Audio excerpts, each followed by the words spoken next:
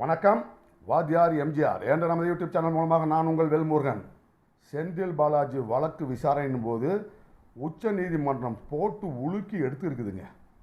உறைந்து போய் நின்றிருக்கிற தமிழக அரசு தரப்பு செந்தில் பாலாஜியுடைய வழக்கை எப்பொழுது முடிப்பீர்கள்? முடிக்கின்ற எண்ணம் இருக்கிறதா? செந்தில் பாலாஜி வாழ்நாள் வரைக்கும் இந்த வழக்கை நடத்தலாங்கிற முடிவில் தமிழக அரசு செயல்படுகிறதா என்கின்ற காட்டமான கேள்வியை எல்லாம் உச்ச நீதிமன்றம் கேட்டுக்குதுங்க. ஏங்க, ஒரு வழக்கில் குற்றவாளிகள் என்னங்க 2000 பேர், 3000 பேர், 900 பேர், 1500 பேர் சேர்த்தா எப்பங்க விசாரிக்கிறது?